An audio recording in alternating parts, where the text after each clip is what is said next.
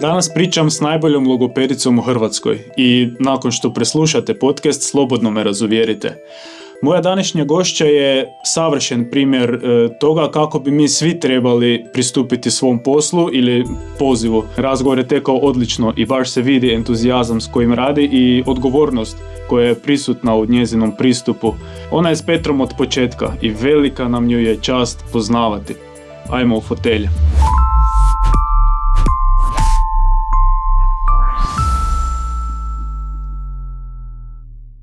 Moramo, kaj se mene tiče, bomo samo počeli. I bomo književni pričali, malo kaj nas budu razumjeli. Književni. Može književni, ajde.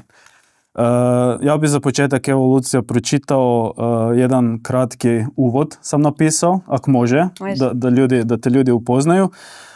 Magistra logopedije, diplomirala je na Edukacijsko-rehabilitacijskom fakultetu ERF u Zagrebu 2018. Jak bude kaj krivo, odmah mi reci, jer prije otvaranja svog kabineta radila je u sustavu rane intervencije 2018. do 2022. Što znači da ima puno iskustva s najmlađom djecom. Certificirani Talk Tools terapeut, što ne radi svaki logoped. Ona zna sve o tome kako dude, bočice i način na koji dijete žvače utječu na kasniji govor. Ali ne samo to, bavi se još i gutanjem, tu smo mi s Petrom, i stvarima o kojima bude nam najbolje ona sama ispričala. Evo, s nama je žena koja pomaže malim i velikim ljudima, Lucija Horvat, dobrodošla. Hvala. Daj mi odmah na početku, molim te, reci neka najveća zabluda o logopediji koju ljudi imaju. Obično misle da je to PČ sam i ne. Najveća zabluda o logopedima je da logoped tretira djecu koja ne zna izgovoriti R i L, iako sve manje te zablude. Još jedna velika zabluda, dok sam počela raditi, sad će biti 8 godina od početka mog rada. Bravo, čestitke. Hvala. Super. Govorila se da djeca ne trebaju kod logopeda prije 5. godine. Sad se ta granica smanjila da djeca ne trebaju logopedu prije 3. godine, ali još uvijek se zapravo misli da su bebe ili djeca koje tek progovaraju premladi za odlazak u logopedu. I ono što znam čuti od roditelja beba i stvarno male djece koje mi dolaze, da nailaze na osudu okoline. Baka, djedova, susjeda, jer što će dijete kod logopeda ponješ ne govori. Kakve gluposti, zašto tražite probleme kod zdravog djeteta, zašto od zdravog djeteta radite bolesno dijete. Dakle, to je nešto što najčešće čujem i stvarno mogla bi reći ako ne na svakodnevnoj, onda na tjednoj razini. Takve komentare. Aha, i to obično dolazi unutar obitelji. Najčešće unutar obitelji. Najčešće, ok, tu sam spomenula bake i djede, a još i često dolazi od tata. Možda tate, neki skeptični tate. Da, Okay. mame izmišljaju. Uglavnom, često mame izmišljaju. Često se ne sluša taj maminski instinkt dok mama osjeti da nešto nije ok. Mislim da se mi razumijemo, tate su stvarno imaju jako veliku ulogu u odgoju djece, sve više i više. Ja stvarno vidim razliku sad i situacije prije 8 godina gdje su mame najčešće same dolazile na terapije i ja većinu tata nikad nisam ni upoznala. Sad je situacija puno drukčija, tate su sve više uključeni zapravo i u dolazak na procjenu, na tretmane logopedske, ali i dalje zapravo većinski su mame te koje su inicijatori onoga ajmo vidjeti je li nešto u redu da smo mirni. Ali terapija se nastavlja i doma. Znači, bitno je da budu tate tam, ne? Posebno u ranoj intervenciji. Rana intervencija u Hrvatskoj obuhvaća razdoblje između 0 i 7 godina. U svijetu je to malo. Rana intervencija se više fokusira na dob od 0 do 3 godine. I ono što uvijek roditeljima pokušavam objasniti, jedan termin tjedno kod logopeda nije dovoljno da bi mi dijete podučili nešto. Zato jer djeca dok su mala, ona uči iz prilika. Mi dok smo sad odrasle osobe, evo ja mogu tebi na primjer reći, bilo bi korisno da svaki dan 2 put čistiš svoj nos, da ispireš nos da bi kvalitetnije disao. Ti ćeš tu informaciju zapamtiti i ti to već možeš početi primjenjivati. Kod djece nije tako. Djeca uči iz svakodnevnih prilika, iz igre, iz rutina koje se svakodnevno ponavljaju i zapravo oni nemaju takav način učenja. Ja ću sad na primjer da Petru velim, Petar, sad ti svaki dan moraš vježbati izgovor glasa A, da bi ti to naučio, to ne ide tako. Tako da mi svakodnevno zapravo kroz prilike koje imamo kod kuće, kod druženja s djetetom, moramo stvarati neke prilike za učenje. Ono što rana intervencija zapravo zagovara, da mi ne moramo dnevno odrediti, ok, idemo sad pola sata vježbati. Ne, život se događa i dok kuhamo, i dok spremamo, i dok čistimo, dok postavljamo stol. Tako da stvarno ne treba dnevno tražiti prilike, sad je ovo trenutak vježbu. Trenutak za vježbu je zapravo cijelo vrijeme kad smo mi s djetetom. Ne trebamo postavljati našu okolinu, ne trebamo posebne igračke da bi mi dijete nešto podučili. Znači to je čisto s te praktične strane. Ono kaj me zanima, da li je točno to da način na koji dijete jede ili drži otvorena usta može utjecati na to kako će kasnije govoriti? Je? Okay. Idemo sad malo razgovarati o tome. Može? Spomenuo si, ja jesam tu certificirani terapeut, uz to sam ja završila, odnosno certificirani sam biofunkcionalni terapeut. I završila sam zapravo, ja sam i terapeut pedijatrijskog hranjenja, tako da zapravo kombiniram pristupe. Ja uvijek volim... To moj tim nije napisao, budu dobili packu, sorry. Što se tiče te terapije, ja uvijek sam za to da kombiniramo pristupe. Ja ne vjerujem da je samo jedan pristup dobar u zapravo tretmanu djece. Što se tiče ovog žvakanja, hranjenja i utjecaja na cijeli govor i kako je uopće to povezano s logopedijom, mislim da imamo vremena pa bi zapravo mogli tu sve obuhvatiti. Imamo 9 sati tam ima na USB-u storage. Odlično, može. Kako je sve to povezano? Jer ono što je često zbunjujuće i ja razumijem da je to zbunjujuće i na nama logopedima je da se borimo i da zapravo zagovaramo zašto je bitno rano dolaziti s djecom kod nas. Zašto se jedan logoped, zašto mene kao logopeda zanima kako dijete žvače, kako je dijete dojelo, na koji način dijete spava. Jer ako razmislimo sve ono što nama treba za govor, dobra snaga disanja, fonacija, artikulacija, sve to se koristi, zapravo čeljust, obraz i usna jezik, prvo za žvakanje, prije toga za dojanje i još ranije od toga za disanje. Tako da zapravo ono što prvo gledamo i u terapiji hranjenja i u terapiji artikulacije po kojoj smo zapravo najviše poznati kao logopedi, je način na koji dijete diše. Jer disanje pobjeđuje sve i disanje nama zapravo upravlja cijelim životom. Ono što gledamo zove se oralna postura mirovanja. Što to znači? Oralna postura mirovanja nama govori u kojem položaju su jezik, usne i čeljust dok mi ne radimo ništa, dok smo u mirovanju. Što to znači? Po defaultu dok smo... Tako je, dok ne radimo ništa, znači dok ne govorimo, dok ne jedemo. Nama bi cijelo vrijeme usne trebale biti spojene, a jezik u sukciji na nepsu. Što to znači? Dobro, okay. Kužim. I to podignuti, znači prednji, srednji i stražni dio jezika bi uvijek trebali biti podignuti na nepcu. I sad postoji više razloga za to. Ja ću ih sve objasniti. Može. Obavezno. Ja već govorim, jezik je prvi organ disanja. Dok je on u sukciji na nepcu u mirovanju, naš dišni put je slobodan. Mi možemo nesmetano disati kroz nos. Naš nos ima dlačice, ima školjke, odnosno turbinatore koje čiste, vlaže, zagrijavaju zrak i tako tijelo dobiva više kisika. A kada mi dišemo kroz usnu šupljinu, mi nemamo tu filtraciju zraka, niti se on čisti, niti se zagrijava i zapravo tijelo automatski dobiva manje kisika i što se onda događa? Djeca koja primarno dišu kroz usnu šupljinu, a što smatramo disanjem kroz usnu šupljinu? Ako mi tijekom dana i tijekom noći više od 10% vremena dišemo kroz usnu šupljinu, mi smo disači na usta. Više od 10%? Više od 10%. Mi se odmah smatramo, mi smo disači na usta. Nama su uvijek, ja velim, mandule na prvoj liniji. Jer onda one preuzimaju ulogu pročišćavanja zraka i one zapravo obuhvaćaju, odnosno filtriraju sve ono što je štetno u zraku, a što bi nos trebao profiltrirati. Upale grla i to. Tako je. I najčešće djeca koja dišu na usta, mi vidimo pogotovo u vrtićkoj dobi dok oni uđu u kolektiv, tu su zapravo jako puno izloženi zapravo virusima i bakterijama i to su djeca koja češće imaju začepljen nosić, koje češće imaju upale grla, upale uha koje se stvarno ponavljaju. I onda su zapravo nam i povećane mandule. Ono što povećane mandule onda rade, da stisnu stražni dio jezika i on se opet ne može pokretati onako kako bi se trebao. Znači prva funkcija jezika je disanje. Sad, ako je jezik nisko u usnoj šupljini, znači nije podignut na nepcu, a postoji više razloga za to, o njima ćemo kasnije pričati. Može. Ono što se može dogoditi da će taj jezik zapasti iza usnu šupljinu i ako su naša usta zatvorena, onda ćemo često čuti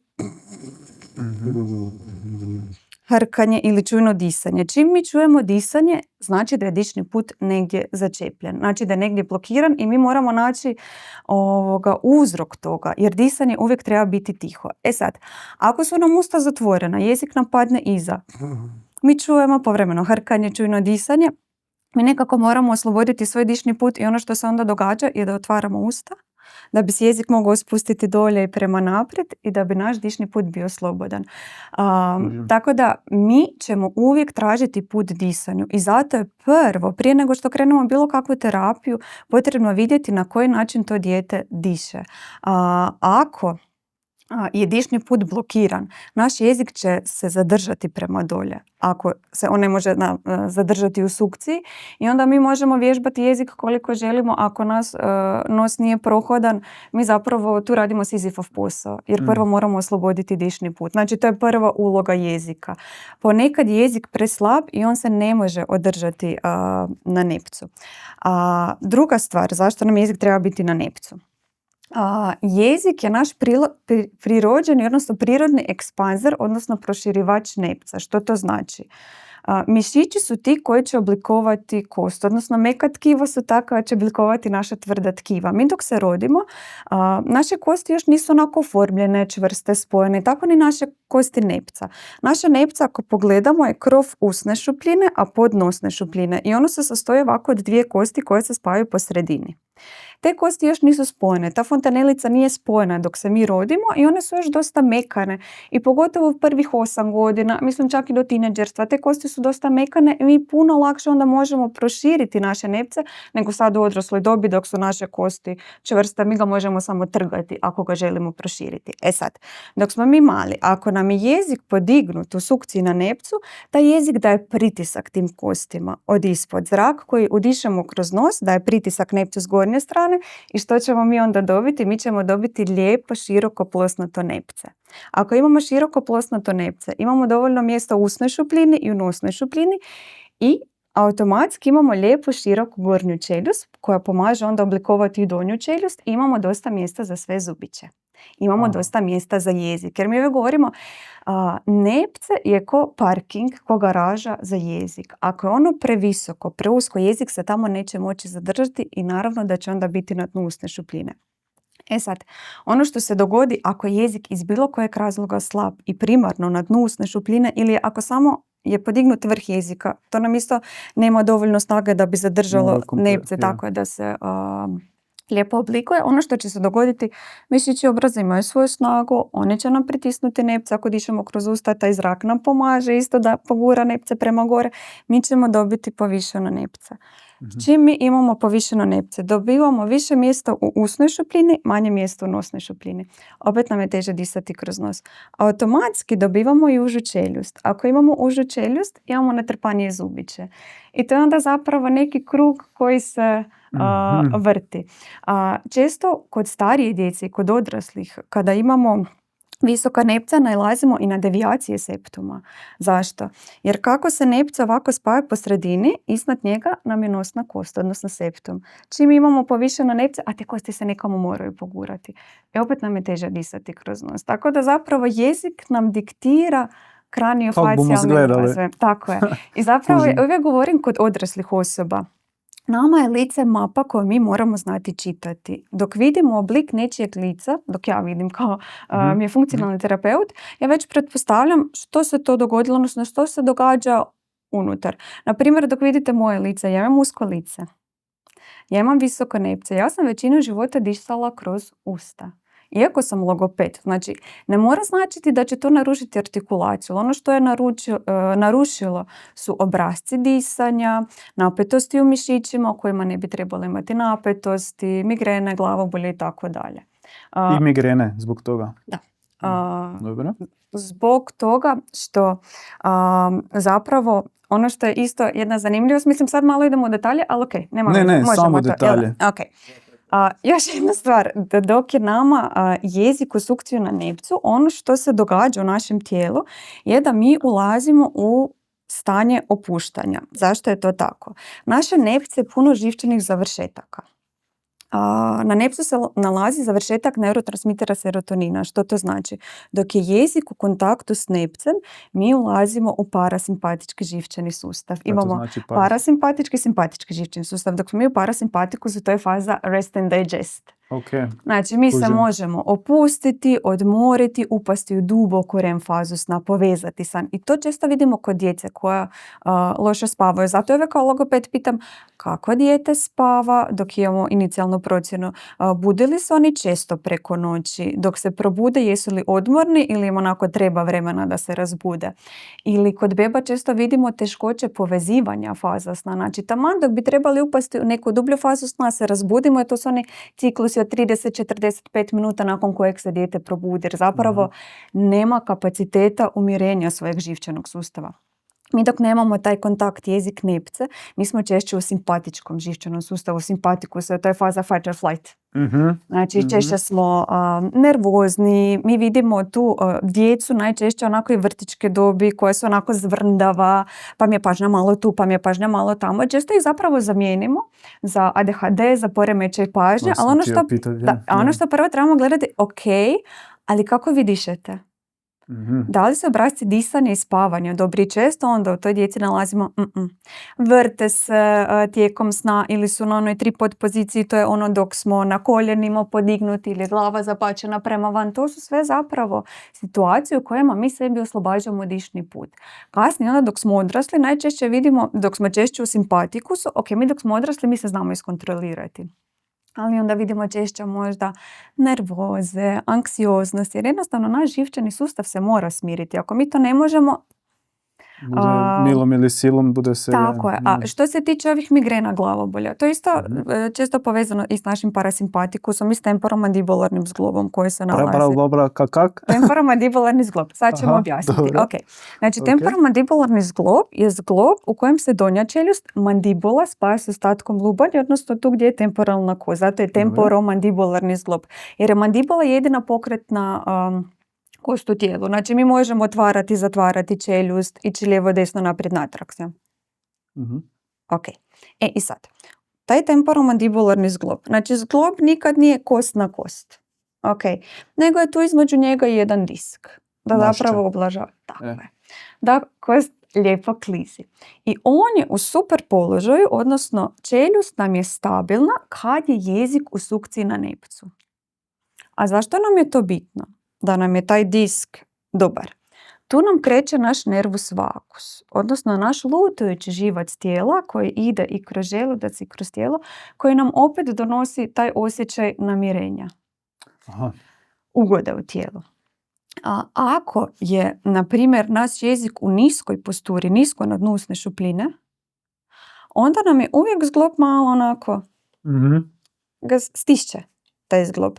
I mi se onda pritišćemo zapravo taj nervus vagus i nama nije baš ugodno, ali ta neugoda ne proizlazi, odnosno na svjesnoj razini meni je neugodno, nego ćemo svi mi nesvjesno tražiti načine kako da smirimo taj svoj živčani sustav, jer si ga moramo nekako loviti, moramo se taj vagus uloviti, moramo tražiti taj parasimpatički živčani sustav. Ono što se najčešće kod djece vidi, i to ćemo se isto dotaknuti kasnije, na primjer pojačano, odnosno produženo korištenje dude, sisanje palca, grizanje nokti, to su sve oralne navike kojim se mi zapravo namještamo taj temporomandibularni zglob, grizanje obraza, škripanje zubima.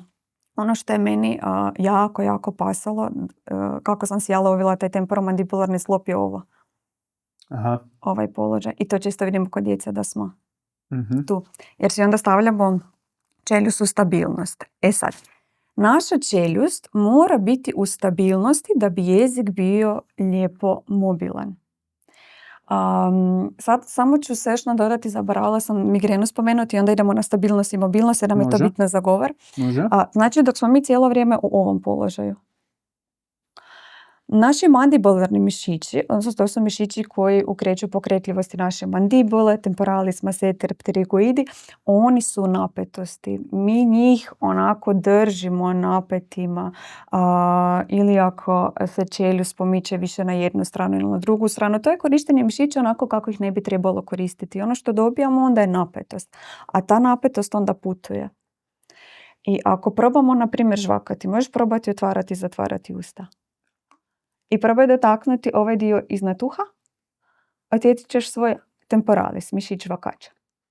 Sjećaš Dobro, kako je. se miče? Ako mi imamo napetosti tu, one se znači prenose po tim mišićima i onda često dolaze tu do migrena. Ili do napetosti vrata, jer tu smo spojeni s sternokleidomastoidima, trapezijima, znači mišićima vrata i često onda imamo i napetosti u vratu.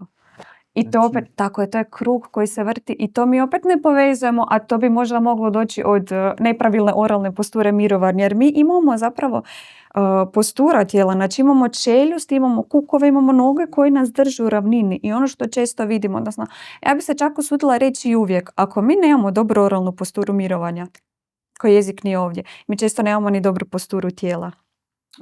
Nek smo... Tako je. I zato ja uvijek i djecu koja dolaze na orofacijalnu i funkcionalnu procjenu, znači 4 godine plus, uvijek im slikam posturu.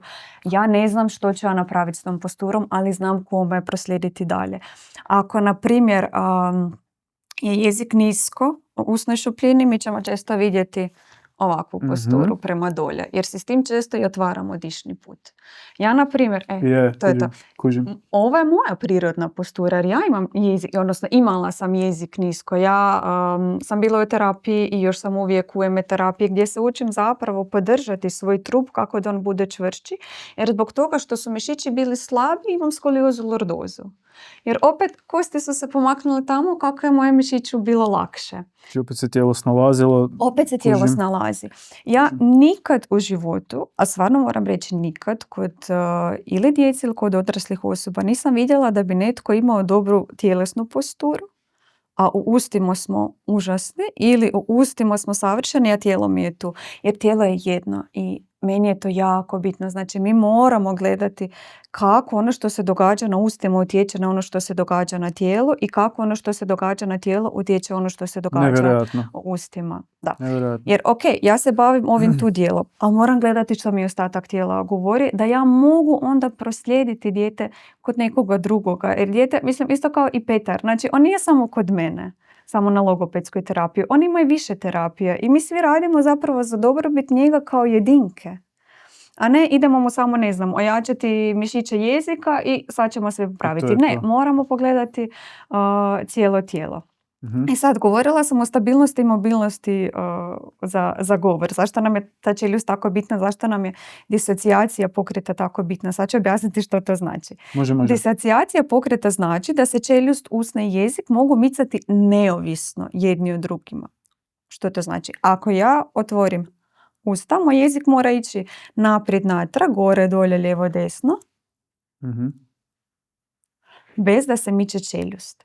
Ako nam je to teško, onda ćemo vidjeti. Skupa. Kužim. I onda isto zapravo, ja uvijek velim, onda si sidlujemo temporomandibularni sklop, jer se on zapravo uvijek onda pomiče s jezikom. Jer jezik nema dovoljno snage da se odigne od dna usne šupljine. Kako onda to pomaže? Tako je. Znači, jezik ne može sam napraviti pokret, čeljust mu pomogne. Onda tako kužim. Je. Okay. Ili, to često vidimo kod djece i više kod odraslih, dok jezik nema tu disocijaciju, dok se on ne odiže, nema dovoljnu snagu se pokretati unutar usne šupljine, onda ćemo mi govoriti sa smanjenim otvorom čeljusti. Jer mi imamo različite razine otvorenosti čeljusti. Na primjer, dok govorimo A, čeljust je spuštena. Dok govorimo E, ona se malo podiže i još više se podiže. A, E, I, A, E, I, A, E, I. I mi tako zapravo gradiramo našu čeljust tijekom govora. Ako jezik nije dovoljno pokretljiv, onda ćemo mi ovako često stisnuti našu čeljust i govoriti sa stisnutim zubima kako bi jeziku dali stabilizaciju da on može se podignuti. Sad sam mi puno slabije razumljiva, jel da? I ono što se događa, ja dok sad govorim na ovaj način, možda i pola minute, ja već osjećam kako ovi tu mišići moji se počinju mi već biti bolni. Jer to nije način na koji bi ja trebala zapravo koristiti te mišiće i tu onda mi dobijemo i glavobolje i migrene. Ali normalno ne dobijemo ih mi s 4 godine. Dobijemo ih onako. Meni su krenule s 11-12 godina. Znači dok tijelo stari. Ne stari onda tijelo, nego se mijenja i pogotovo to vidimo razlike nakon 25. nakon 30. tijelo je više nema toliko mogućnost kompenzacije pokreta ili opet zašto treba stabilnost čeljusti da bi jezik bio mobilan. I to često čujemo kod djece koja onako, mi bi to rekli, šuškaju u govoru.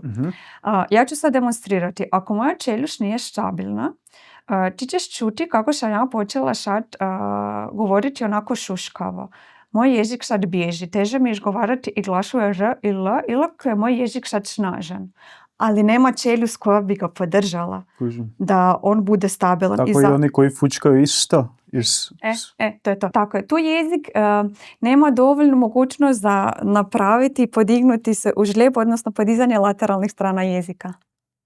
Aha. Koje nam trebaju i za dojenje. Jer uvijek dok gledamo artikulacijske teškoće, odnosno dok ih čujemo, ja uvijek razmišljam o tome koji mišić je tebi slabiji pa ti ne možeš izvesti taj glas. I uvijek gledamo kako tvoja čeljust radi, kako ti jezik radi, kako su usne zapravo pokreću i zašto je onda to teško napraviti. Mi sad tu gledamo poveznicu. Ako neko dođe, 6 godina zbog zabrinutosti za artikulaciju, ja ću uvijek pitati kako vam je prošlo dojenje. Iako je to uglavnom prošlo svršeno vrijeme, mene zanima. Jer teškoće ne kreću danas. Mi dok smo mali, ako imamo neku oralnu motoričku teškoću, to se često opisuje, meni to jako lijepa analogija, kao malena kuglica, onako snijega. I kako mi rastemo, ta kugla se po snijegu rola i onda te male teškoće postanu velike. Mi nikad nećemo prerasti oralnu motoričku teškoću, nego će se ona zapravo pretvoriti u nešto drugo. Naprimjer, ako dijete ima, sad bez veze, sigmatizam, znači jezik ide između zubića, dok izgovaramo glasove SZC ili ŠŽČ, onda mene zanima tu pogotovo kako nam išlo to dojenje. Jer kod dojenja jezik se prvo mora ožljebiti. Znači lateralne strane jezika se trebaju podignuti kako bi se i napravio dobar vakum i jezik mora ići u lijepi, to su peristaltički pokreti, u lijepe pokrete sisanja kako bi se mlijeko izvuklo. I onda češće zapravo čujem tu mame, pa bilo je bolno, puno smo imali nagutavanja zraka, puno grčeva ili morali smo preći na bočice i onda dok objasnimo, ok, zašto ja njih to pitam, aha, sad sve ima smisla.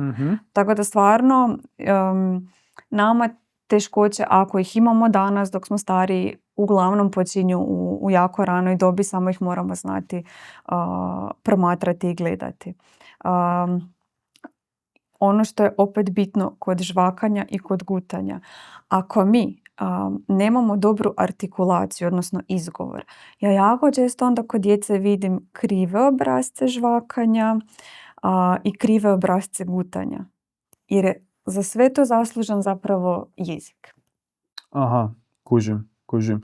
I kako onda, evo budem sad za primjer uzeo Petra, rekla si da krećeš prvo od disanja. Kad dok ti dođe dijete s kanilom, na primjer?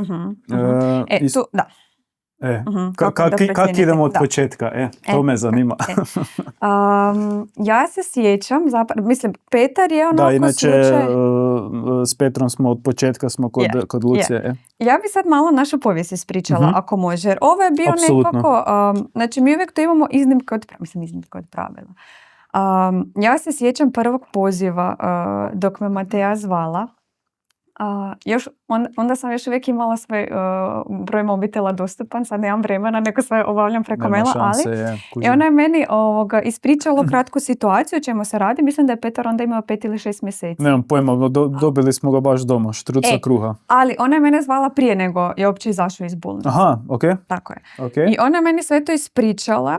I meni je prvo tu bio onako strah se javi. Mislim strah u smislu ja ne znam jesam li ja dobra osoba za vas. Ja sam uvijek rekla jer ja kao orofacijalno i funkcionalni terapeut hranjenja se bavim oralnom fazom gutanja i žvakanja. Ono što se događa u faringealnoj, ezofagealnoj fazi ja to ne znam. Mi tu moramo imati podršku zapravo medicinskog osoblja. I dok imamo mi disfagije koje se tiču stvarno teškoća refleksnog gutanja, tu mi trebamo biti u bolničkom okruženju zbog ne daj Bože aspiracije. I onda sam ja te ispričala što ja mogu, što ja ne mogu i onda ona mi rekla ne, ali oni su nama dali zeleno svjetlo da mi možemo početi raditi. Je bio onaj akt gutanja. Tako je, onda sam vas slala na akt gutanja. Kasnije, tako je. Okay. Jer sam onda ja pitala kako je s Petrom doma i sam da mi rekla pa nije on još doma. Kao prije rekao ok, dobro dođite. Nije nikak doma, ok. Ok, dođite. Yeah. I ja mislim Naravno da smo se dogovorili za termin, jer ako mislim da bi vam mogla pomoći, onda mogu. Jer liječnici su Probati. dopustili, mi možemo pokušati. I vi Je. ste došli, ja to neću nikad zaboraviti.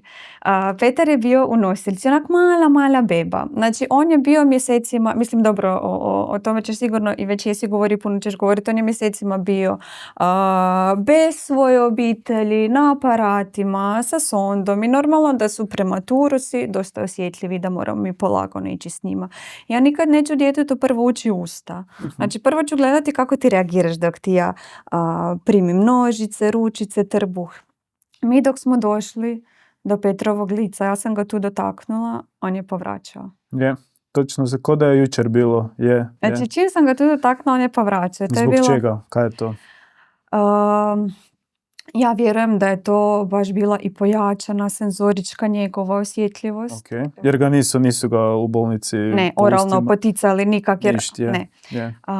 Mislim, on je se hranio putem sonde. I putem na preživljavanju je bio i nije znači, on se hranio putem nazosonde. I mi sad dok gledamo dijete, dok se rodi, mi ih zapravo u zlatnom satu većina odmah ide na dojku. Znači odmah ide na mamu, odmah idemo s dojenjem. Ako ne krećemo odmah isti dan, sljedeći dan idemo. Kaj je to zlatni sat? Zlatni sat, dobro. Okay. Znači sat vremena nakon poroda odmah idemo u kontakt koža na kožu. Može. I tu se najčešće onda već krene s dojenjem. I zapravo u prvim danima ako se ne krene prvi sat, uglavnom prva 24 sata se dijete stavlja na dojku. Znači oni odmah imaju oralno iskustvo.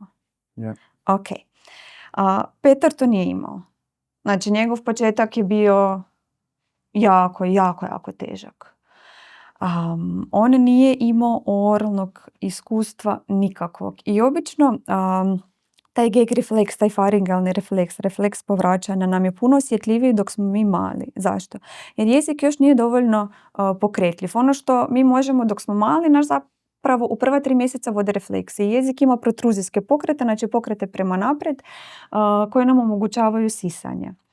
I sad, na prvoj trećini usne šupljine, dok mi dotaknemo kod djece, već mi izazovemo taj faringarni refleks. I onda kako mi rastemo, on se seli prema stražnjem dijelu jezika. Zašto? Jer jezik postaje pokretljiviji. Onda si kasnije treba zato prst skroz do... I nakon 3. mjeseca djeca zapravo ulaze u oralnu fazu istraživanja. Što to znači? Da ih refleksi polako napuštaju i oni kreću u voljno, aktivno istraživanje svoje usne šupljine, mapiranje usne šupljine, stavljanje prstića u ruke i onda se često s prstićima zagrcnu. Mm-hmm. Što se događa? Ako se nešto nađe u dijelu usne šupljine, a naš jezik još nije dovoljno pokretljiv, naš mozak će misliti ugušit ću se, moram to izbaciti van. Kužim. I to je vjerojatno i Petar mislio. Znači ja se ne znam s tim snaći, aktivira nam se alarm, idemo van. Mm-hmm. Sad, ono što vidimo pogotovo s djecom koja imaju nazosondu, oni su još dodatno osjetljivi. Znači, to je cijev koja ide kroz nos. Znači, nama se nikad ne zatvara naš poklopac jednjaka jer je ta cijevčica tu onako do kraja. I ta djeca tako su puno osjetljivija. I uglavnom se nazosonda ne bi baš smjela dugo koristiti. A Petar, dugo koristiti. 4 tjedna ili 4 mjeseca se sjećam kad su nam rekli u Klajićevoj, kad smo došli s 1.5 godina. Da. Okay. Onako 2 mjeseca kao ok, nakon toga ako ne idemo gledati... Ili peg ili... Idemo gledati kako bi drugčije mogli dijete nahraniti. Okay. On je zapravo tu sondu imao dosta dugo i sva djeca koja imaju nazosondu, ja vidim da su oni puno osjetljiviji. I mi taj dok smo skinuli, Petar dok je skinuo sondu, dok je došao na peg, smo mi imali veće promjene unutar usne šupljine jer on sad bio siguran. Ali mi smo išli malo po malo. Jer mi uvijek trebamo stati u terapiji na onom mjestu koje je onako, niti mi je ugodno, ali nije mi ni toliko neugodno. Jer ti reagiraš na ovo povraćanjem, meni ne pada na pamet ući u tvoju usnu šupljinu s prstom ili s bilo kakvim četkicama. Ne. Znači, terapija uvijek mora biti, ugodna, najviše koliko ugodna može biti. A da opet bude rezultat. Tako je, da opet bude rezultata. Zato, znači, mi moramo stati na onoj zadnjoj točki, malo te poguramo. Neugoda, ako to je neugoda, ono što ti je teško, ali na svaki tvoj znak dok si ti preplavljen ili ako je to negodovanje, mi stajemo i dajemo ti pauzu. Uopće se ne sjetiti kako smo radili s sondom. Kaj smo uopće mi to je bilo? Išli smo okolo, ali uspjeli smo mi s ondom polako ulaziti u usta. Znači prvo smo imali masažice vanjskog dijela, da smo mi njega priviknuli na dodir. Onda smo polako ulazili u usta i mislim, bilo je tu i trenutaka koji se Petru nisu sviđali. Ali onako generalno u svoj našoj terapiji mi smo stvarno slijedili njega. Znači gurali smo ga dok ga treba gurati, ali pratili smo ga dok ga treba pratiti i zapravo smo došli do toga da on nema problema s tim da mi idemo u oralnu. Mislim, ok, ima tu dana dok izlaze zubići, dok je njemu teže. A zapravo smo s tim pristupom dok smo nakon njega slijedili mic po mic, došli do toga da možemo, ne znam, sad ići s četkicom, sad mu masiramo i nepce i on si je ok s tim. Da nije tako je, da idemo onako unutra, polako i da on ok s tim i da nam je to sigurno. I sad što se tiče disanja kod njega. Ok, može. Petar, budući da su mišići dosta slabi, jezični mišići, znači slike sad tu studiju sam gledala slike joj dok je bio mali, jer mislim, nama to brzo vrijeme prolazi, onda se zapravo ni ne sjetimo dok je bio mali, znači njegova oralna postura je bila tu. Normalno da si ti disao kroz usta. Uz to, on ima visoko nepce. Jer nepce se ne formira dan dok smo mi rođeni. Ono što se događa već između 4. i 7. tjedna intrauterino se jezik formira. Oni nakon 12. tjedna intrauterino počnu gutati, počnu se pripremati. Znači to počinje uglavnom puno prije nego što se djeca rode. Jer se oni pripremaju zapravo za vanjski svijet još u trudnoći. I sad budući da on nije imao nikakvih oralnih iskustava, nije pomicao jezik, hranjenje sondom, naravno da njemu ništa. Jezik nije mogao podržati optimalan razvoj nepca, nego je njegovo nepce visoko, to se prije nazivalo onako gotsko nepce. Gotsko nepce, tako je. I čime je to nepce? Mislim, gotsko, odnosno visoko, njemu je zapravo puno smanjen dišni put. I plus, on ima nazosondu. Znači, je jedna nosnica prohodna i to malo. I to nikak, je. I naravno da ti onda dišeš kroz usta. I ok, znači tu smo mi morali sad gledati, jer ako mi vidimo, neka djeca imaju, ne znam, začepljen nosić, imaju 3. mandulu, ok, mi ćemo se sad pozabaviti s tim prvo, a onda ti idemo jezik poslagivati. S Petrom je, ok, jednostavno to je tvoja anatomija. I tu sad mi ne možemo čekati, idemo mi tebi širiti nepce. Ne. Idemo... To smo uspjeli. Dosta. Da. I to smo baš ovaj tjedan gledali. Znači da nepce više nije takvo. Znači mi smo se onda fokusirali, ok, idemo se mi fokusirati sad na jezik i na ostatak toga. Jer dišni put je takav kakav je. Ako ga mi ne možemo, jer u tom trenutku mi nismo mogli napraviti zapravo puno toga za njegov dišni put. I onda mi idemo na sljedeći korak. Znači, ako možemo napraviti nešto za tvoj dišni put, idemo prvo napraviti nešto. Ako ne, ono što smo mi s Petrom krenuli, idemo te zapravo prvo naviknuti na dodir, da je tebi to ok, da se ti osjećaš sigurno, da možemo polako onda krenuti s hranjenjem. To je opet za sebe. To je opet tema za sebe. Ali, budemo doći do toga. Ali što se tiče sad njegovog jezika? Znači, Petar je došao od toga da smo tu, do toga da smo tu. Definitivno. I spava tak lijepo spava, kad to nevjerojatno. Da je jezik podignut gore. I mislim, ja sam toliko ponosna na njega. Ali to nije došlo. I tu opet treba naglasiti ulogu obitelji. Znači... I 3 godine delamo već s njim. 3 godine rada, ali uloga vas kao obitelji. Ali vi ste kao obitelj. Ja to stvarno moram toliko pohvaliti. Znači, to je toliko prekrasno. Moram i želim, jer je to stvarno jedan toliko lijepi primjer. Znači, na svakoj terapiji mama i tata skupa često iseka. Dođe iseka u zadnje vrijeme. Ali, meni je to prekrasno. Zato jer mi svi skupa učimo. Znači, i mama i tata vi ste u toku svega. I vi ste takvi štreberi. Ali stvarno, Petar je imao ono situacije dok je i bio na pegu, pa i u bolnicama. I mama te je rekla, a kaj mu delali? Mi smo vježbali. Ali stvarno, znači, mi ako zadamo neku vježbu, vi to navježbajte. I zato mi vidimo i rezultate. Znači, ne prođe dan, Petar vježba. Ako nema neće. Ali to je zato jer ga podržavate kao obitelj i kroz razne zapravo aktivnosti tijekom dana. Mislim, ko vi roditelji, tako i seka. Koji stvarno, mislim, ja u životu bolju seku srela nisam, ali toliko strpljenja za njega i zato mislim, mi znamo komentirati da li se ka smeta u terapiji. Ne. Zašto? Zato jer je to jednostavno vaša svakodnevica. U smislu, mi ne možemo očekivati da ćete vi doma imati onako izolirane uvjete. Samo smo mi, mama, dijete, 1 na 1, idemo mi vježbati. Toga nema. Stvarni život je da su tu i braće i sestre. Mi moramo naučiti kako je komponirati zapravo neke elemente iz terapije dok smo svi skupa doma. I to je super jer Seka, ona je takav poticaj. Ona je talent za terapeuta vrhunski. I sve joj dozvoli, Petar, on baš... Toliko strpljenja, ali ona njemu zna postavljati granice. Ovo možeš i ona onako nema pristup prema njoj, jadan Petar, sad ti ne možeš, ne, Petar to može, Petar to bude. I on ju sluša. I to je super i tako ga se zapravo potiče. I ona zapravo tu uči kak doma kroz igru dok se oni igraju, kak da ona njemu predstavi neke, kak da Petar nešto bira. Tako da tu nam je bitna ta uloga uključenosti u obitelji, da cijela obitelj zna što se tu treba napraviti. Ponekad dolaze i bake i djedovi, što je super, pogotovo ako se živi u obitelji s bakom i s djedom, da nema tu onda sukoba generacije, da svi znamo što radimo najbolje kako bi podržali djetetov razvoj. Koji je cilj na kraju? Ne? Super, evo. Zanima me jedna stvar sad malo mimo Petra. Može? Ekran i komunikatori i općenito komunikacija. Mislim, možemo to i o Petru definitivno, Dobre. ali ona neka generalna zabluda kao ako im damo ekran za komunicirat, neće se niti trudit govorit. Da zapravo koliko je bitna komunikacija kao neverbalna, uopće nema veze kakva. Da li je ipak bolje stvarno ako je dijete neverbalno krenut s nekakvim slikama, komunikatorima, da se on uopće može, moram isto reći, mi smo kod tebe naučili s njim, ajmo reći, pričat, razgovarat, da on nam može pokazati kaj hoće, kaj neće.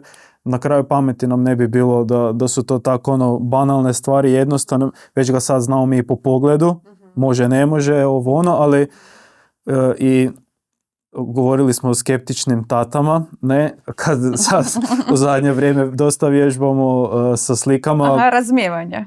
Razumijevanje. Je ovo plavo ili je ovo plavo? I onda on, dobro, mislim, sigurno, ali Petar je kaj, 98% točan, ne? Tako da malo o toj komunikaciji, ako možemo. Može. Ti zapravo misliš na ekrane kao komunikatore. Ekrane. Recimo, ajde. Znači, što se tiče, to je... potpomognuta komunikacija, ali više nam baš potpomognuta komunikacija kao nije dobar naziv, nego asistivna tehnologija. Ok, audiovizualno. Dobro, ok. Ja nisam stručnjak u potpomognutoj komunikaciji. Ono što sam ja završila je PEK, znači komunikacija putem razmjene slika, ali idemo mi ovako vidjeti. Znači kod asistivne tehnologije, ne, idemo o svemu. Okay. Mi ono što gledamo, imamo niskotehnološke komunikacijske puteve i visokotehnološke. Ok, slike bi bile niskotehnološke, a komunikatori ekrani bi bili visokotehnološki. Jer ok, za to nam treba nešto drugo. Sad, tu je stvarno često zabluda da ako mi njima damo ili slike putem kojih će komunicirati s nama ili komunikatore koji su napravljeni za komunikaciju, da će se oni uljeniti i da onda neće htjeti govoriti. Što je apsolutno pogrešno. Okay. Znači, to je pogrešno. Mi, nažalost, nemamo istraživanja, barem koja ja znam na hrvatskom jeziku, koja bi podupirala tu tvrdnju, ali imamo na engleskom jeziku. Mislim, normalno jer je puno veća zapravo, puno više ljudi u Americi i u svijetu koji rade ta istraživanja. Ono što se dokazalo je upravo suprotno. Ako mi djetetu koje nema komunikacijsko sredstvo damo asistivnu tehnologiju, odnosno potpomognutu komunikaciju, oni će zapravo puno brže usvojiti govor, ako nam je govor cilj. Zašto? Jer mi, dok gledamo komunikaciju, komunikacija se razvija jako brzo. Znači, ako idemo od početka, mi uvijek imamo piramidu vezano za govor. Imamo komunikaciju, jezik i govor. Ajmo sad objasniti svako od njih. Može. Komunikacija se dijeli na predintencijsku i intencijsku komunikaciju. Predintencijska komunikacija bi bila onda dok su djeca mala, znači bebe male. Mi zapravo putem njihovog ponašanja i putem toga što čitamo njihov plač roditelji znaju da li je gladan, ili nervozan, žedan, ili mu je dosadno, ili je već umoran. Mi na temelju njihovih ponašanja pretpostavljamo o tome što bi oni htjeli. Onda oko 9. mjeseca, mi sad govorimo o tipičnom razvoju, krene intencijska komunikacija. Znači, dijete polako shvaća da mu mi možemo biti komunikacijski partneri. Onda se često tu razvija prvo, oko 9. mjeseca pokazna gesta. Ako ja tebi pokažem i pogledam te, ti znaš da ja želim šalicu. Okay? I to je prva, znači pokazna gesta je uglavnom prvi znak da nam se razvija intencijska komunikacija. Onda dijete zna, ja mogu tebe iskoristiti za ono što želim. Okay. Jer sredstva komunikacije i pogled očima, i plać, i geste, vokalizacije i onda tek govor je sredstvo komunikacije. Dok mi imamo tu intenciju komunikacije, ona se dijeli na imperativne i deklarativne svrhe komunikacije. Imperativne svrhe komunikacije su one gdje mi od drugih nešto želimo, nešto tražimo. Ne znam, daj mi loptu, daj mi vodu. Sad mi imperativno isto, mislim, ti tražiš sad informaciju od mene, ja tražim informaciju od tebe. Znači, želim da mi nešto daš. A deklarativna sredstva komunikacije su opet malo više. To je dok mi komentiramo nešto. Znači, dok dijete s nama dijeli nešto što mu je lijepo. Na primjer, donese nam igračku samo da nam ju pokaže. Ne trebamo ništa s njom napraviti. Okay. Ili sad ja mogu komentirati, baš mi se jako sviđa ova biljka. Hvala, znači, zaboravili smo ju zalijati pa je malo... Ja ne želim da ti meni tu biljku daš. Ja samo dijelim svoj interes s tobom. I to su zapravo, i to je ono što gledamo kod djeteta. Da li ti imaš imperativne i deklarativne funkcije komunikacije ili samo nešto tražiš od mene, a baš ne dijeliš sa mnom. Ali tu već onda zalazimo ako nemaš da bi to bila komunikacijske teškoće. Ok, i sad, dijete treba imati komunikacijsko sredstvo, način s koji će on s nama komunicirati. Što su djeca starije? To ona kognitivno su naprednija. I ako su oni stariji, a nemaju sredstvo komunikacije, mi to često dolazimo do frustracije. Znači, ti meni želiš nešto reći, ali ti jednostavno nemaš sredstvo s kojim bi meni ti to rekao. I onda često tu vidimo kod djece frustraciju ili odustanje od komunikacije ili pojačane tantrume, jer nemam način kako da komuniciram s tobom. Jer naravno da nam je govor svima neki cilj, ali dok se govor razvija, govor je najbrži način komunikacije. I većina djece koja uz korištenje potpomognutog sredstva komunikacije nauče, su bolji i u proizvodnji govora, oni će onako prirodno odbaciti ovo potpomognuto sredstvo i nastaviti govornom komunikacijom, jer govorna komunikacija je najbrži način komunikacije. Znači, čak je to mišljenje kontra. Znači... Tako je, jer dok mi njima damo sredstvo komunikacije, mi ćemo tu smanjiti frustraciju i zapravo ćemo ih motivirati da oni povećaju komunikacijske izmjene. Jer prvo mi moramo imati puno komunikacijskih izmjena, a paralelno te podučavamo govoriti i onda će govor u većini slučaja zamijeniti ovo sredstvo. Jer zašto bi ti koristio nešto što ti je teže, ako možeš koristiti nešto što ti je lakše? Lakše, brže i... Tako da, a ono što sam samo rekla, komunikacija, znači to nam je prva jezik i zašto ide govor. Što znači jezik? Jezično razumijevanje. Mi cijeli svoj život puno više razumijemo nego što zapravo izražavamo. I to najbolje možemo vidjeti. Najbolje možemo... sad, ti mene razumiješ sad dok ja tebi govorim i objašnjavam. Yeah. A sad, da li bi ti isto to mogao ispričati i komunicirati s nekim drugim da te pita, pa možda nema šanse. Zato ali, snimamo. Ali razumiješ. Super, i to je to. Znači imaš puno veće razumijevanje. Isto kako i stranim jezicima. To sam možda reći, isto kao i stranim jezicima. Uvijek puno više razumijemo nego što možemo zapravo proizvesti. Razumijevanje uvijek je jače od jezične proizvodnje. Ako ja ne razumijem da je ovo šalica, ja ne mogu očekivati od sebe da ću ja znati reći to je šalica. Tako i dijete. Znači ti prvo moraš razumjeti da bi mogao i govoriti. I onda nam je i tu bitno zapravo kod djeteta procijeniti. Dok kasne u govoru, joj ne govori, ok, ali razumije li on? Razumije li, ne znam, da je to lopta, da je to majica, da je to, ne znam, oko, da je to trbuh. Ok, ako razumije. I još prije toga, komunicirali on s nama. I onda gledamo što o tome možda šteka ako kasnimo. Pa nekad im je komunikacija super, ali jezično razumijevanje je slabije. Ok, onda se nećemo fokusirati odmah na govor, nego idemo ti pojačati razumijevanje. A ako je i komunikacija, mislim, ako ne možeš dovoljno iniciranja komunikacije, interakcije, onda ćemo se prvo usmjeriti na to.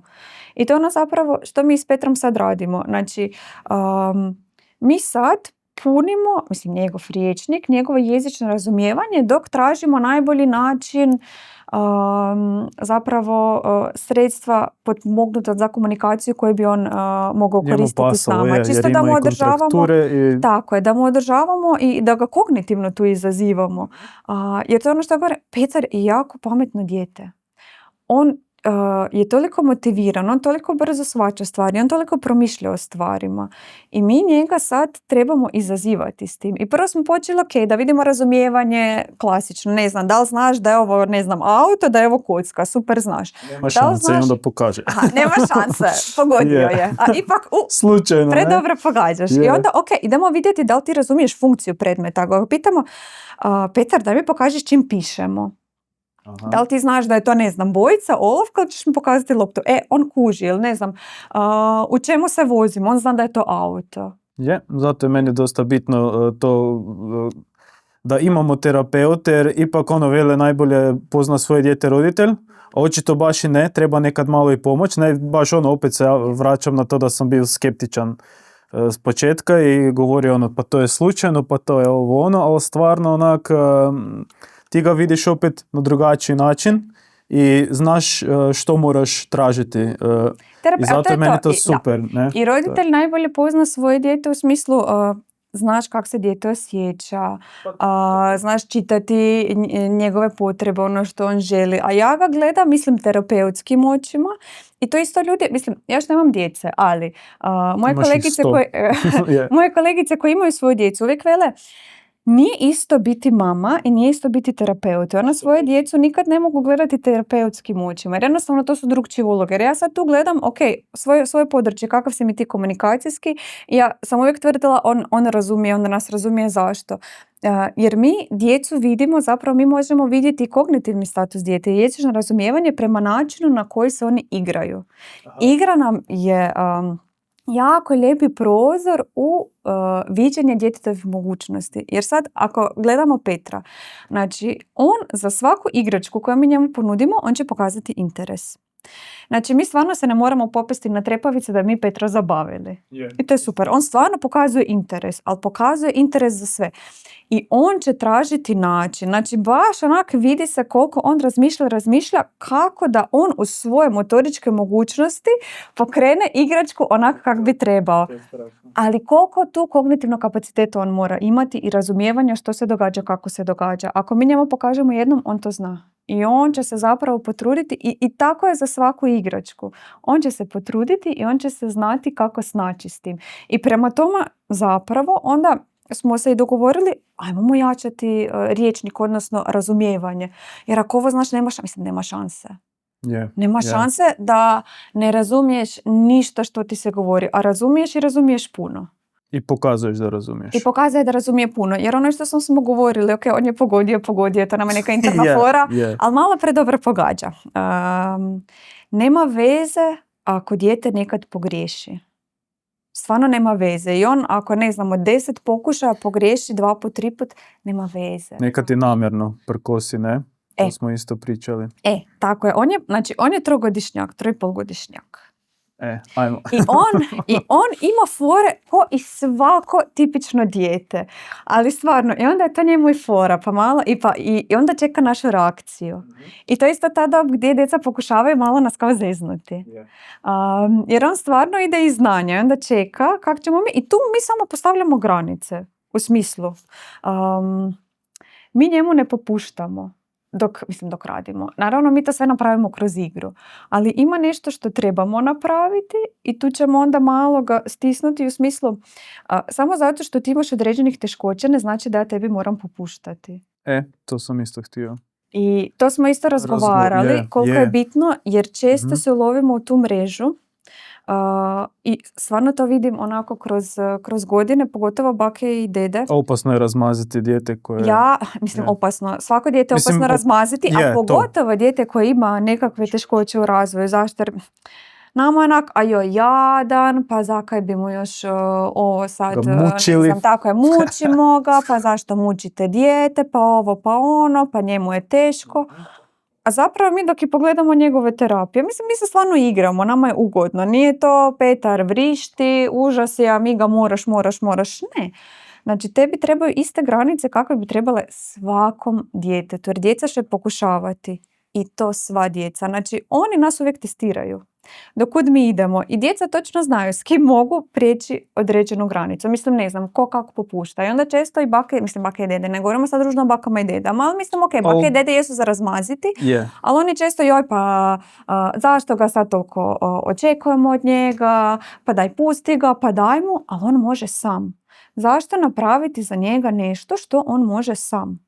Ti to možeš, ja znam da ti to možeš, ja to očekujem od tebe i još ću te malo izazvati, ajde mi još više pokaži jer ti to možeš. Znači mi njega stalno moramo izazivati, a ne joj ti si jadan, ti si ovak i onda te budemo pustili, a tu zapravo radimo medvjeđu uslugu djeci.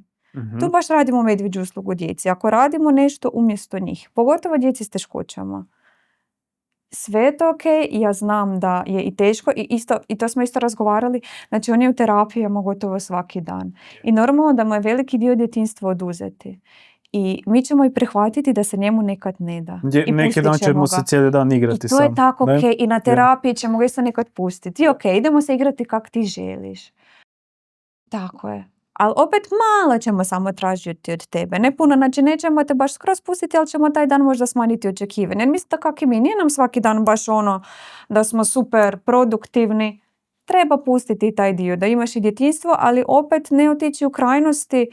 Sad zato jer imaš neku teškoću, pa mi trebamo sve popuštati umjesto tebe raditi i očekivati da ti to sam možeš. Jer možda se neka čini, mislim, ne znam, dok se igramo s lopticama, pa one ruši čunjeve, kuglanje i sve. Ok, znači ti ćeš se malo pomučiti da dođeš do te, mislim, Petar, tako je, loptice, on točno zna kako treba posložiti svoje mišiće, a sad nećemo mi tebi nju dodati. Jer mi želimo da ti te mišiće izvježbaš. I to onda mi nismo zločesti, nego ti pomažemo.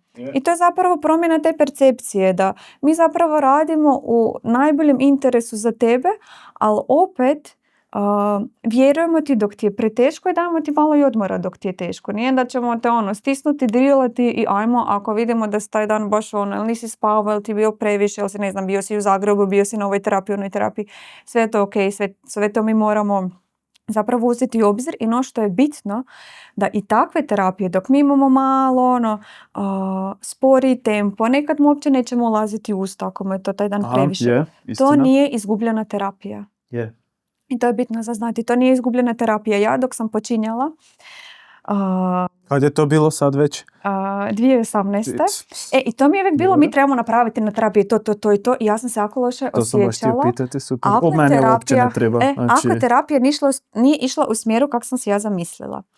Ali sad onda idemo gledati ono što sam prije rekla, što je rana intervencija. Ja roditeljima govorim, vi ste moj prvi klijent. Dijete nam je, nije u drugom planu, ali bitno je da mi imamo vremena i za razgovor i da stvarno nije samo ok radimo s djetetom, a ni ne pogledamo roditelja, nego da mi možemo vidjeti ok, idemo pogledati zašto možda danas nije dobre volje, idemo vidjeti kaj ste radili taj dan, idemo vidjeti možda kako bi to doma mogli vježbati, idemo malo razgovarati o tome što mislimo, što su nam neki sljedeći koraci, kako bi mogli, a njega tu malo pustimo, čisto isto da se on osjeća ugodno, jer dijete se mora osjećati ugodno i sigurno s nama. I pogotovo odnos terapeut-dijete i terapeut-roditelj mora biti, prisan. Kužim. Kod mene mora biti prisan. Jer ja se osjećam kao velik dio i vaše obitelji. Mislim, obitelji, i ja uvijek govorim to sve moja djeca. I ja stvarno i veselim se s njima i plaćamo skupa nekad dok nam je za plakanje, ali jednostavno provodimo jako puno vremena zajedno. Ja zapravo i pomažem i skupa sam s vama i veselim se svakom koraku i svakom napretku. I jako je bitno da u tom procesu mi imamo povjerenja jedni od drugoga. Sigurno. Znači da si možemo reći sve, da možemo reći ok, možda sad više nećemo ići ovim putem jer vidimo da ne ide, ajmo probati nešto drugo. Znači svi možemo onako i pogriješiti, ali da se ne osjećamo onako u strahu, da li ja sad to svojeg terapeuta mogu pitati ili ne, mislim sad malo skačem s teme na temu, ali ja mislim da je ovo bitno pokriti.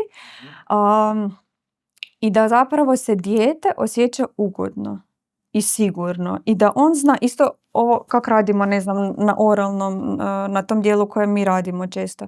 Znači ti moraš biti siguran da ću ja tebi uvijek poštovati granicu. i da ako ti meni pokažeš da ti je ta granica narušena, da ću ja stati. Znači da te neću ići pikati i onda da dijete ima grč svaki put dok dolaziš kod mene, nek da je tebi lijepo. Znači budem te ja možda malo nekad izazvala, kod dok smo počeli, ne znam, s Petrom s govornim ventilom, što je isto bilo možda malo teško i tu smo ga malo izazivali, ali s tobom, znači prodisali smo to skupa s njim i cijelo vrijeme onak, siguran si, ok je, sve je ok, mi smo tu, čuvamo se, maknemo se, ali onda smo došli postupno, znači nismo išli do granice izdržljivosti te testiramo, nego malo po malo i on dugoročno zna da je siguran. I da može i pokazati, mislim, i svako dijete to mora moći, da može pokazati i reći ovo mi je teško, a ja onda opet kao terapeut moram procijeniti da me ne zezneš, ne zezneš. Pa proba. Jer to je isto skliski teren. Yeah. Znači sve ja poštujem tvoje granice, ali poznamo se već. Tako da stvarno uglavnom znam do kud možemo ići. Ali mislim, ono što smo zapravo htjeli reći je možda i poruka neka drugima. S terapeutima se moramo osjećati ugodno i sigurno. Bravo. I ono što će se dogoditi da nam ponekad neki terapeuti neće pasati, da nećemo kliknuti. I ja sigurno i neću i nisam ni sa svima kliknula. Mislim većina je s kojima kliknemo, ali stvarno se dogodi nekad da se ne kliknemo i to je ok. To ne znači da je neko loš klijent, da je neko loš roditelj, loše dijete ili da je neko loš terapeut. Jednostavno moramo tražiti, ja uvijek preporučujem, idemo tražiti neke terapeute s kojim ćemo se stvarno osjećati ugodno. Mi ne smijemo osjećati grč dok idemo k nekome, pogotovo dok idemo k nekome ko ti je terapeut, ko ti pomaže, omogućava da je život možda malo lakši, da stvarno znamo, ja moram moći iskomunicirati sve onako kak je, moram moći otvoreno reći ako me nešto muči, da mi to možemo prokomentirati, a ne što će mi sad neko reći ili ako nešto nismo vježbali, sad će nas često ta znam čuti, ok, nekad ne stignemo vježbati i to je život i to je tako ok. Nekad mi to zna reći roditelji, joj, sad će nas teta špotati, rekao od mene to nikad nećete čuti da ću vas ja špotati, to je život, ok, nismo sad stigli, budemo stigli bolje da me veliš da niste vježbali pa da znam da nema rezultat jer niste, nego da vježbali smo. I to se vidi. U smislu, mi uvijek vidimo dok neko vježba, dok neko ne vježba. Jer nekako dok imamo određeno iskustvo u životu, mislim naravno svako dijete je individualni, ali stvarno se vidi, pogotovo dok imamo djecu različite dobne skupine, različitih teškoća, možda nekih sličnih teškoća, onda već znamo i dok poznajemo dijete kako bi on trebao reagirati, kad bi možda mogli očekivati neke rezultate. Mislim, to je isto koliko će nam trebati za neku vještinu, nemamo pojma, svako je drugčije, ali ako ti ja zadam danas neki zadatak i za 2 tjedna ti baš nemaš nikakav pomak, onda idemo vidjeti što se dogodilo, da li je krivi pristup ili nismo vježbali. I to je onda... I uvijek sve treba onak biti transparentno. Ja nikad neću osuđivati zašto vi niste vježbali. Ja uvijek velim, ja nemam djecu, a ne stignem puno toga. Tako da normalno je dok na život i posao i ne znam, braća i sestre, pa neko ide u školu, pa neko ima priredu, pa je neko bolestan, da jednostavno ne stignemo uvijek. I to je ok.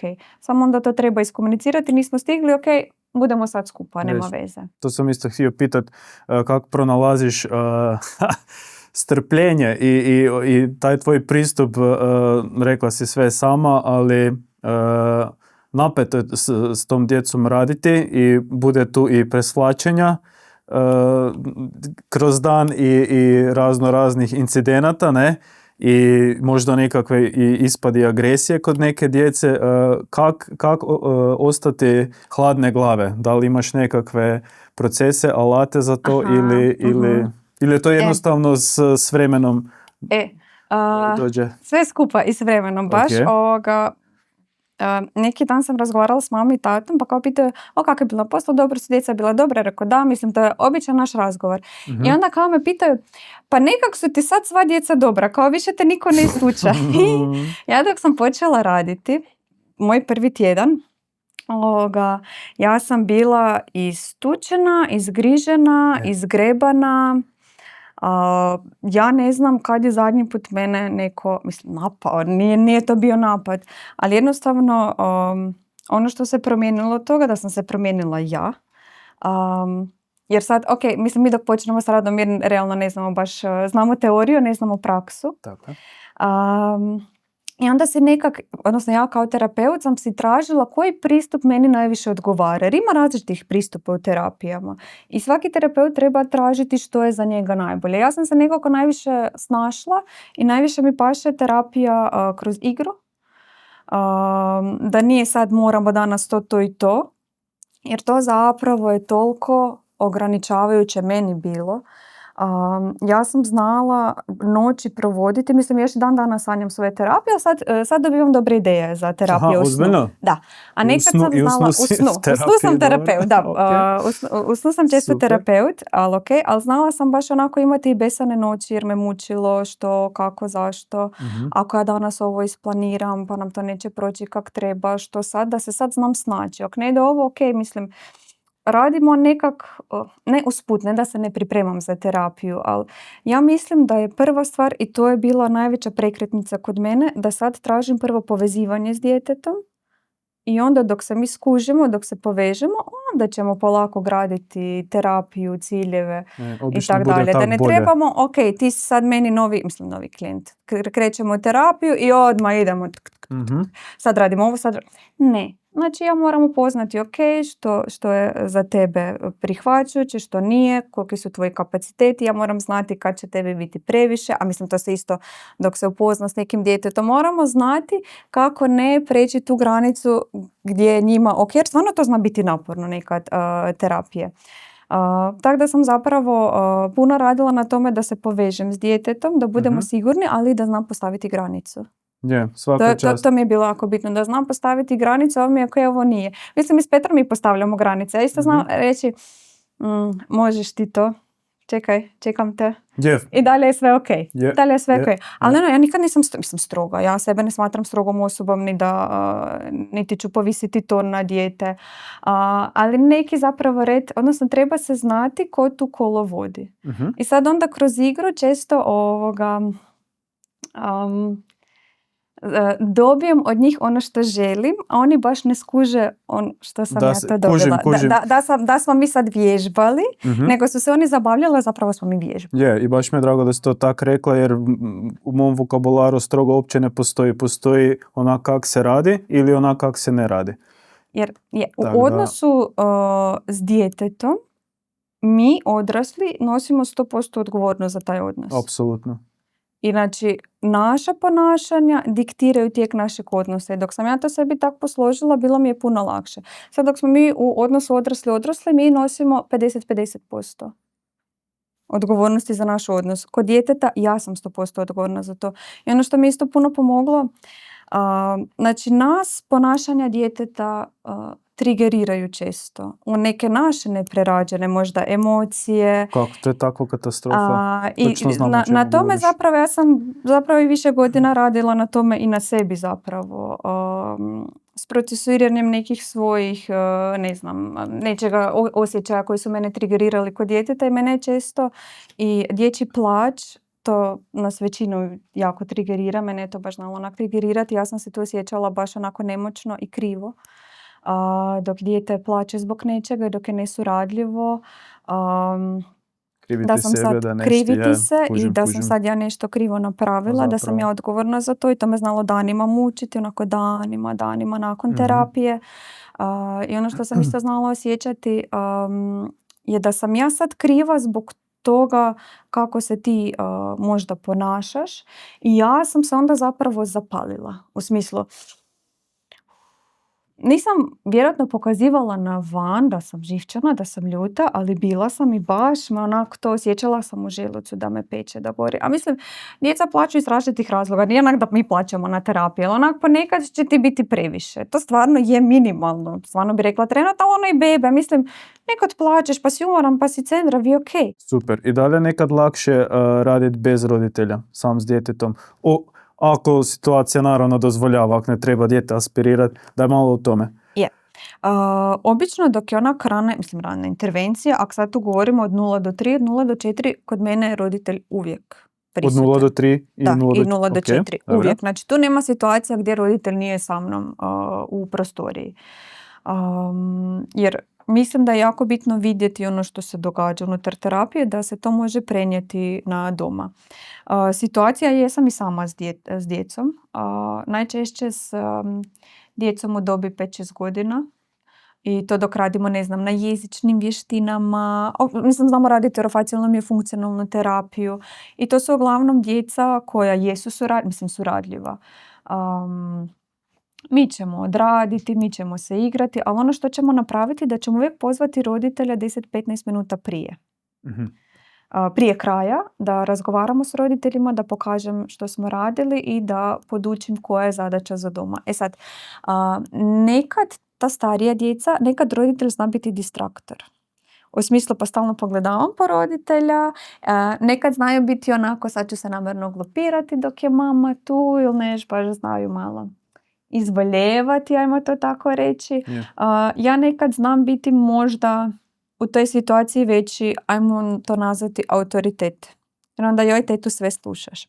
Jer se mi tako dogovorimo. Ali dobro, to su sad opet druge stvari. Kužim. Ali ono što ćemo onda mi iskoristiti, ja to uvijek pitam roditelje za dozvolu, da li bi mi možda mogli snimiti ono što radimo? I ono što mi znamo napraviti. Mi se snimamo, hvala Bogu svi imamo mobitele, svi smo dostupni, mi snimimo. Ja snimim kako radimo određeni pokret, određeni, ne znam, kako potičem bez veze, podizanje jezika, kako podižemo zadržavanje sukcija, žvakanje, mi ćemo to snimiti, poslat ćemo njima doma. To djeci zna biti jako fora, oni sebe i tetu gledaju kako vježbaju, to je njima vrh i onda i tak doma vježbaju, pa se mi dogovorimo. Ali to bravo, evo praktičan savjet. I to im je tak lijepo. To je tako lijepo i onda često roditelji znaju reći kao dok oni vježbe s njima, ali teta nije tak pokazala na videu, trebamo drugčije to vježbati. Ali velim, to su djeca ona koja su starije, znači to su 5-6 godina, mi stvarno jesmo onda, često sami i njima je to jako fora dok smo mi sami jer se onda osjećaju onako odraslo i tu su stvarno onako konkretni zadaci koje mi ne znam. Vježbamo, oni svako ima svoju bilježnicu pa možda i tu pišemo kroz neke zadatke, onda će oni to znati i samostalno doma proći jer već u toj dobi dolaze do toga da ćemo mi stvarno sjesti s njima i vježbati. Pogotovo orofacijalna je funkcionalna terapija, znači koja ide od 4+, znači do 4. godine radimo terapiju koja je oralno-motoričkog pozicioniranja. Ja svašta tu kombiniram s djecom, ali do onda dijete nije odgovorno za provođenje terapija. U smislu, znači ja ću taktilnim podražajem zvati tvoje mišiće da dođete lijevo, desno, da se dignete gore i dolje, a ti ne trebaš mene slijediti. Neću ja sad reći ajmo petar jezik, sucija, gore, dolje, lijevo, desno, znači ti si još premali. Zato onda s 4+, oko 4,5 mi možemo ispred ogledala, ako ja idem ovo, ajde probaj ti tako. I sad drži tako dugo dok ja ne velim da spustiš. I onda oni mene mogu slijediti. Kužim. I to je zapravo onda pravo orofacijalna i funkcionalna terapija. Zašto idemo 4+ kognitivne spremnosti? Jer sad dijete treba moći preuzeti odgovornost za vježbice. Znači neću ja podizati umjesto tebe postavljati artikulator, odnosno mišiće određeni položaj, nego ćeš ti to probati sam dok te ja motorički navodim. I zadržavati to, 10, 20, 30 sekundi. I to mi napravimo kroz igru i da bude zabavno, ali si ti primarno odgovoran za tu pokretljivost. Neću više ja toliko možda tebe navoditi oralno, hoću oralno motorički, ali ti moraš sam moći se gledati, da imaš i povratnu informaciju o gledalu, kako to izgleda i da budeš odgovoran, ajmo reći, za dio svoje terapije. Onda je to drugčije zapravo, se postavljamo prema roditeljima. Da, i zanimljivo je meni, sad kad o tome pričamo se sjećam, ono sam bilo jednom spomenulo da je to njemu jako naporno. I onak, naravno da mi koji smo laici, imamo te snimljene kazete krive od malena, di to može biti naporno. I onda se sjećam kad se prvi put Petar oznojio, ti si njemu s četkica. I onda baš sam vidio kako se znoji aktivno i daj malo objasni kako to može biti njemu naporno. Aha, dok on nije odgovoran za to. I kako se možeš oznojiti samo dok ti neko po ustima trenira jezik, ne? To mi je bilo fascinantno. Da mu je naporno, a zapravo kao niš ne radiš. Recimo, Zašto? I tu onda ide i terapija hranjenja, oralno motoričko pozicioniranje i ja to uvijek uspoređujem roditeljima, to je kao dok jedemo kokice. Dobro. Zašto? Ja imam natiskane zube i meni jako često ljuskica od kokica zapne među zube. Se kad to dogodilo? Apsolutno. Ok, što jezik radi? On se bori, on krene to micat. Tako je. Zašto? Zato jer jezik pozna našu usnu šupljinu i to već kreće ulaskom zapravo u fazu oralnog istraživanja nakon 3. mjeseca. Djeca će početi gurati prstiće, ruke u usta, igračke u usta, jer oni zapravo mapiraju svoju usnu šupljinu. Oni zapravo, ako stavim prst tu, jezik odmah ide sa podražajem. Jer jezik se mapira i on zna ovo bi trebalo biti tu, ovo ne bi trebalo biti tu. Idem ja vidjeti što se novog događa. Nekad nam se čini dok dijete dobije nove zube. Ko da je zaboravilo sve s jezikom što je prije znalo. Onako par dana znaju biti zbunjeni. Zašto? Jer je svaki novi zubić, novi sustanar u našoj usnoj šupljini. I sad mi ne znam dok imamo novu plombu ili ne znam ako popravljamo treba zub. jedno vrijeme, Znači jezik smeta. ide i jezik to mora izmapirati. Znati, to se nalazi tu. I to se događa zapravo dok mi tako dok su djeca pasivno uključena u tu terapiju, kao što je Petar bio. Znači, mi smo izazivali i budili njegov jezik i njemu je za to trebalo onako snaga i pokretljivost cijelog tijela. On se s cijelim tijelom... A zašto? Se sjećam, Mi uvijek govorimo kao stabilnost kukova, mobilnost usta. Nama treba stabilnost trupa kako bi mi bili pokretljivi u ustima. I zato se, na primjer, s dohranom ne kreće, s dohranom, krutom hranom, prije 6. mjeseca starosti kod djece. Zašto? Zato jer mi čekamo da oni budu snažni i da se oni posjednu. Znači da trup bude dovoljno snažan, to je opet stabilnost koja mora podržati moju mobilnost. Ako dijete nije stabilno u trupu, u tijelu, a mi očekujemo nešto oralno-motoričkog njega. Znači, on će morati svu svoju snagu zapravo upriti u to kako da tijelo stabiliziram, pa da onda nešto napravim s ustima. I ono što se događalo, znači, mi smo Petru morali probuditi mišiće jezika. On je stvarno bio slab. Znači, mi smo bili tu. Mi nismo išli lijevo, desno, gore, dolje, to je bilo. I znači, ono što smo radili da smo taktilno zapravo podraživali jezik, dođi malo lijevo, dođi malo desno i on je zapravo da išao za podražaj jer je to bilo nešto novo dok nam je dopuštao usnoj šupljini. I uz to smo hodali na struju. Tako je, tako je elektrostimulacija da smo mi budili taj mišić, a usput smo ga onda korigirali. I on zapravo budući da ima teškoće u stabilnosti trupa, znači on je cijelo svoje tijelo koristio da si pomogne pomaknuti se gore, dolje, lijevo, desno i to od njega izazivalo jako, jako puno snage i energije, a to nam onako zna izgledati pa niš ne radiš, kao malo te tu s četkicama masira. Pa cijeli mokar, leđa su bila to je to. I bilo mu je baš teško. Zašto? Zato jer je bio slab i onda je on koristio snagu drugih mišića da se stabilizira pa da idemo onda napraviti nešto i s ustima. Znači I dok smo ga krenuli onda stavljati u hranilicu, znači kako on sjedi, on je sad glavni u hranilici, tako. A isto dok smo vježbali, ne znam, i žvakanje, ovo isto on zna s cijelim svojim tijelom, znači se micati i to onda znalo izgledati, on neće, on odbija. Onda sam isto rekla ne.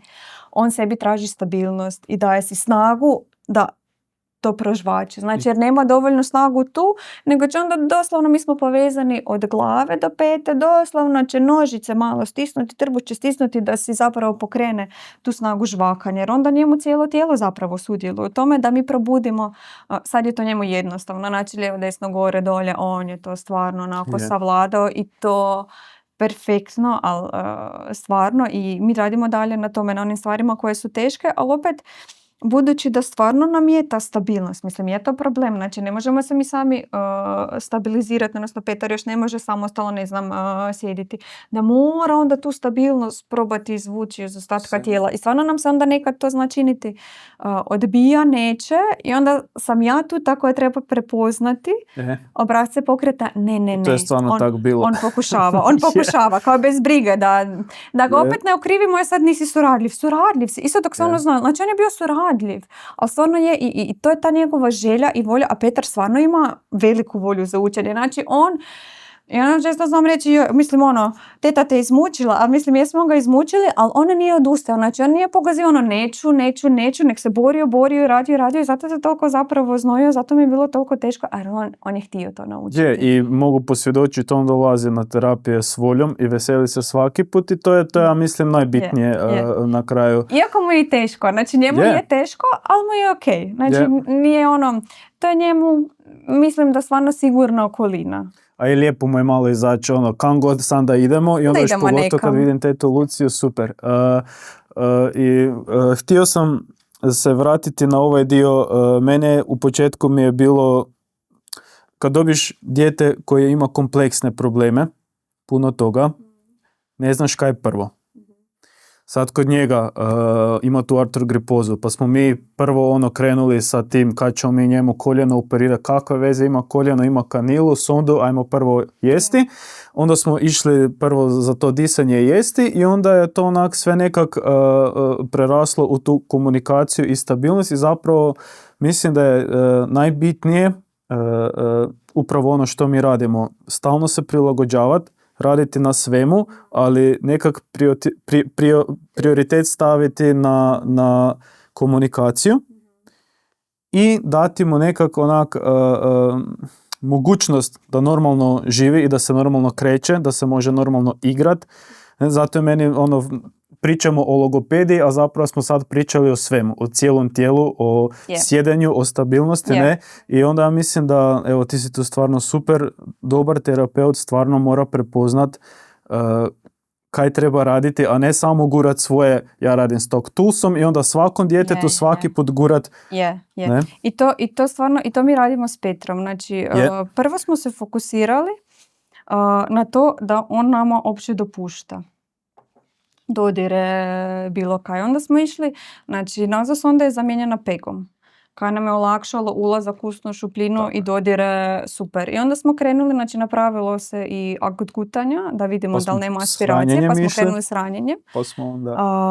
I mislim, mi i dalje potičemo zapravo razvoj žvakanja. Ono što se događa je da kod Petra je malo drugčiji tijek razvoja u smislu i zubići nas često, jer dok izlaze zubići, oni neće izaći za 3 dana, oni će izlaziti mjesecima i to stvarno zna biti i bolno za njega i tu nam se onda zna i povećati slina, onda zna biti neugodno. Nećemo onda mi tebi trpati usta ako je tebi to neugodno, ako ti je bolno, znači ne želimo ti onda povezivati gutanje i žvakanje s nečim bolnim. I onda tu treba znati koliko ćemo se usmjeriti na jednu stvar, a koliko na drugu stvar. I naravno nama je, ovo što si rekao, znači prvo ste mislili, ok, koljena operacija, jer uvijek nam je nekako u glavi, bitno nam je da oni prohodaju. Bitno nam je da oni prohodaju, gruba motorika. I to je sve kad nas ljudi pitaju, kad će Petar na operaciju, ne?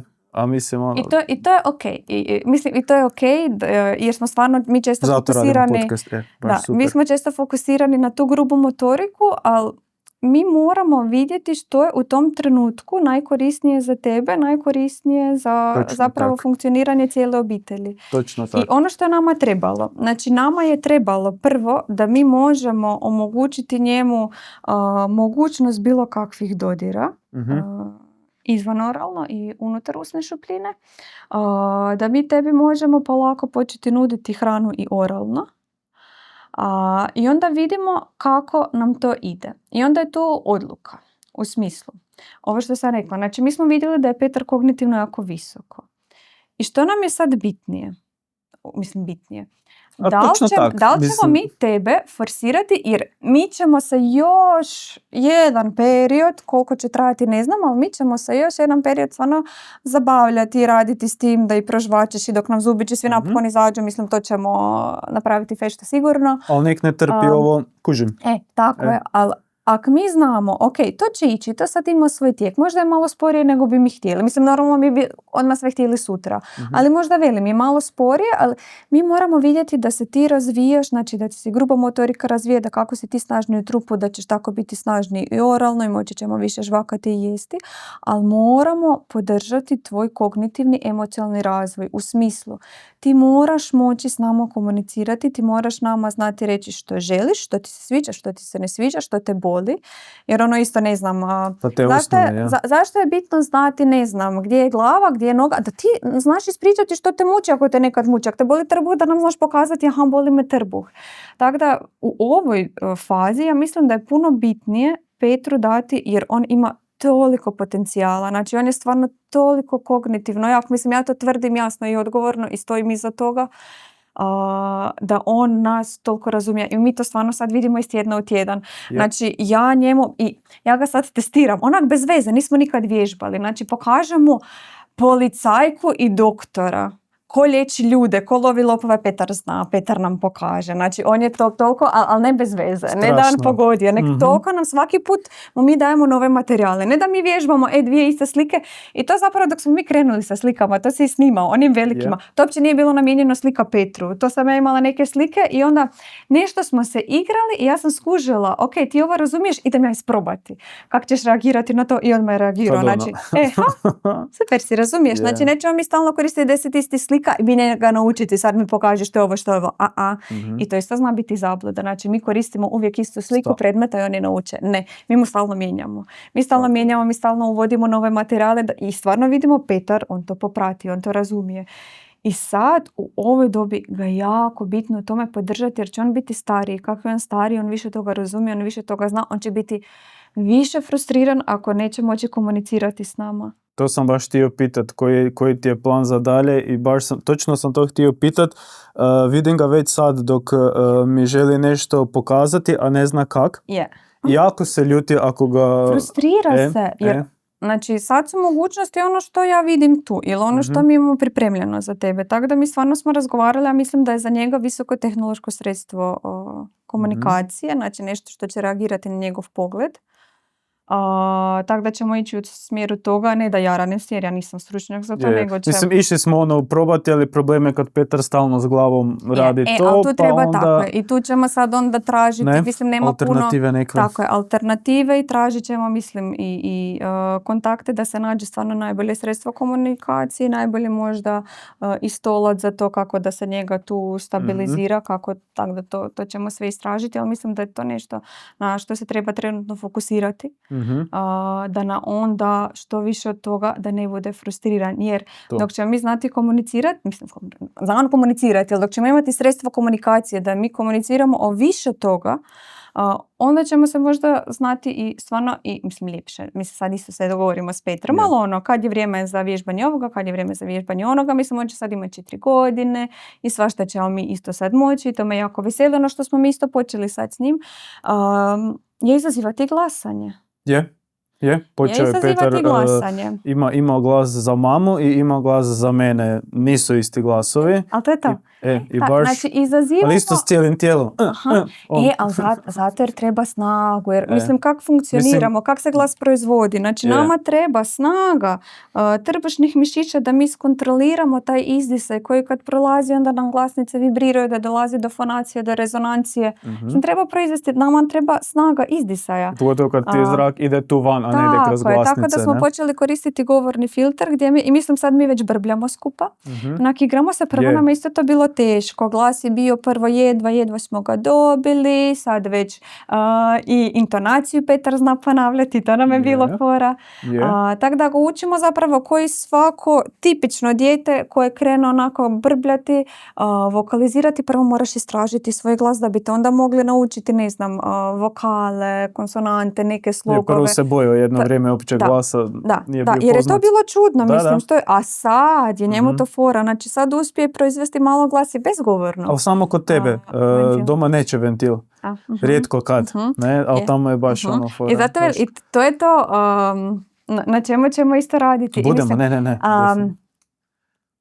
To ovo što veliš, znači kod mene, ono što sam prije rekla, ja sam njima neki kao, mislim, autoritet. Oni znaju dok dođu da je to vrijeme za vježbanje. I stvarno pa nekad doma ne želim, ako tete želim i onda isto malo tak probamo pronalaziti stvari kako da to prenesemo, da oni žele to raditi ovoga doma, da žele to istraživati. Ali to su sve zapravo i izazovi s kojima onda se mi snalazimo onako kako nam dođe. Jer nema stvarno recepta, ok, ako on ne želi ovo, napravit ćemo ona. Ne, to je jako često onako pokušaj pogreške. Ne sad da ćemo mi isprobavati 10 različitih strategija, ali već ne znam, prema onome, ok, mi ga poznamo kako će on reagirati, pa ajde idemo probati možda s ovom strategijom da mu bude bolje, da mu bude ljepše. Jer uvijek, znači, dijete se najsigurnije osjeća dok je on doma. I ono što često znaju reći, joj, s mamama su najgore. Mislim, zašto? Zato jer je to tvoja sigurnost i tu možeš biti onako kakav jesi, ako ti se ne da, mislim, koji mi. Mi smo svojim, ne znam, partnerima, muževima, ženama, mislim, onako najranjiviji smo i stvarno tu nećemo maskirati. I najbolje i najbolje. To je to. I zato nam je ok, jer znamo da nas neko prihvaća onakav kakav jesi. Ne da mi kao terapeuti ne prihvaćamo te, ali oni zapravo stvarno znaju da dok dođu tu da se onda malo i više možda potrudimo, da ćemo i više vježbati, da omaknom se ne da. A onda se nekad sam želimo malo možda pomaziti, pojadati mami, sam da nam mama bude mama. Kužim. Jer teško je dok nam je mama, mislim, jer u ovom slučaju mama i tata moraju biti terapeuti, to stvarno ponekad zna biti i naporno. Ali lijepo. Baš je lijepo. Ovo pitanje budem opće preskočio jer mislim da si sve sama rekla. Htio sam pitat kao mogla si raditi u bolnici, zašto si uopće išla se mučiti u te privatne vode, ali mislim da je sve jasno. Pogotovo vidi se, imaš Instagram logoritam, Facebook logoritam HR stranicu gdje se vidi koliko radiš, što radiš, s kojim entuzijazmom to radiš i stalno nekakvi seminari, bijela platna po storijima, gledamo, svuda si i po zidu s Amerikancima većinom to. Pa ću onda radije pitati da li imaš evo za kraj nekakav savjet novim mamama, mladim mamama, tatama koji što da gledaju i kuda da prvo idu. Da li da prvo idu googlat i pitati ChatGPT i paničarit ili mogu, ne znam, možda se tebi javiti prek maila, da li ti mogu poslati sliku, da li radiš video poziv, da li malo o tome, evo radije. Danas možemo i googlati. Mislim, to je, i mi ćemo svi googlati, tako da to je ok, ali ne idemo paničariti do googlamo. Svašta možemo naći loše, ali ja mislim da svašta dobroga možemo naći na društvenim mrežama i ja sam najaktivnija možda na Instagramu, dobro, sad sam malo manje aktivna, ali treba naći vremena za to. Koliko imaš sad, oprosti, koliko djece sad imaš kod sebe? Aktivno. Trebalo bi zbrojati. Točno to, baš zato. Dosta. Ali ja mislim da je puno roditelja i puno mama mene našlo preko Instagrama i preko Facebook grupa, jer ljudi imaju grupe, ljudi se dopisuju, preporučuju se. Tako da nije nam to nužno zlo. Nisu nam društvene mreže ni internet nužno zlo. Znači možemo naći puno toga lošega i možemo naći puno toga dobroga. Ono što bi ja preporučila, znači dok tražimo savjete online, idemo vidjeti koja je pozadina tih stručnjaka koji te savjete daju. Nažalost, puno je stručnjaka. Koji možda nisu koji nemaju fakultet za određeno područje, možda ni dodatne edukacije, jer nije isto biti roditelj i tu ja mislim da su roditelji i jako dobri u prepoznavanju i u prilagodbi radu svojim djetetom, ali nije isto imati svoje iskustvo kao roditelj i nije isto onda ta ista iskustva prodavati drugim roditeljima. Ovo je meni pomoglo kao roditelju, vjerojatno će vama pomoći. Znači, mi tu stvarno moramo imati jako puno teorijskog znanja, mi moramo imati jako puno edukacija, istraživanja koje stoji iza onoga što mi propovijedamo, ajmo reći. Znači, ne možemo očekivati od nekoga ko je završio 1-2 edukacije da je on stručnjak za to područje. Mislim, ja sebe ne smatram, ja sam sad stručnjak, ne znam, za oralnu motoriku, ja sam logoped kao prvo, to je, znači, ja sam logoped, ja iza sebe imam 5 godina fakulteta, imam sad 8 godina do edukacije, ali te edukacije nisu, idemo mi 2 dana na seminar, to su mjeseci i mjeseci slušanja, predavanja. Primjene onda. Da, i to je bitno. Primjene drugi dan u svojem poslu. Znači, treba nam i godine iskustva, koliko god je meni to teško bilo prihvatiti na početku. Ali trebaju nam godine iskustva, jer onda već vidimo kako se djeca ponašaju, odrasli ponašaju na određenu terapiju i ono što nam treba je znati da mi svake godine moramo biti sve bolji i bolji. Ono što sam ja radila prošle godine, ja neću raditi ove godine. Moramo raditi najbolje što možemo danas, ali moramo se dodatno educirati. I sad da se vratim, sad sam malo otišla. Znači, mi trebamo provjeriti pozadinu nekoga ko nama daje savjete. Znači, ako tražimo savjete o progovaranju djeteta, ajmo tražiti savjete od logopeda koji ima iskustva rada s djecom, koji ima edukacije iza toga. Ako tražimo savjete, ne znam, o hranjenju, ajmo naći osobe, ne mora biti logopedi, mogu biti radni terapeuti, mislim, ali koji imaju puno edukacije oko toga, mislim, puno edukacije. Da nije samo završili smo nešto, ajmo vidjeti stvarno, ajmo probati naći pozadinu toga, jer stvarno mislim da mi možemo svašta danas naći i prodati na internetu, a mislim da nije sve od toga dobro. Tako da uvijek provjerite i pozadinu nekoga koga ćemo slušati, mislim ja skupa s vama idemo provjeriti pozadinu toga. Ajmo vidjeti iskustva drugih. Kakva su iskustva drugih, ne znam, roditelja, drugih klijenata s nama. Mislim, naravno da mi nećemo svakome odgovarati, ali onak većini bi ipak morali pomoći. Znači, idemo se možda čuti s nekim ko je već bio kod nas, kakva su naša iskustva, mene ili bilo kog drugog terapeuta.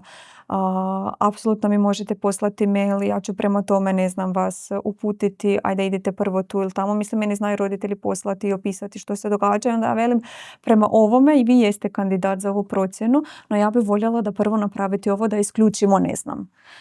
Ako dijete ima, ne znam, stalno zagrcavanja, stalno se nakašljava, ajmo mi prvo vidjeti akt gutanja da nam ne bi bilo kakva aspiracija, ako je to sve ok, ajmo onda napraviti neke sljedeće korake. Ili znam se javiti, ok, dijete ima visoko nepcovo, koji nam je prvo cilj, ajmo prvo kod, ja ću vas uputiti koji ortodont, koji pedodont radi to s djecom, ajmo vidjeti ako oni onda vide da nije samo stvar u, ne znam, razvoju kranja, znači kosti, nego i mišićima, oni će vas opet uputiti na mene, tako da je to moguće. Ja trenutno nemam kapaciteta za online savjetovanja, iako sam to često radila dok je bila korona, ja sam u centru u kojem sam radila 1,5 godine isključivo online. Što je bilo najteže razdoblje mojeg života, bi ja rekla, logopediju raditi online je, ali puno toga sam naučila iz videa vidjeti, ali procjenu bi mi ipak trebali raditi uživo, da ja opipam te mišiće, da vidim gdje je napetost, gdje, jer uvijek mišiće palpiram. I ja moram znati nakon pipanja tako puno mišića, ja točno moram znati je li taj mišić, ne znam, je li dobar tonus, je li opušten, je li napet,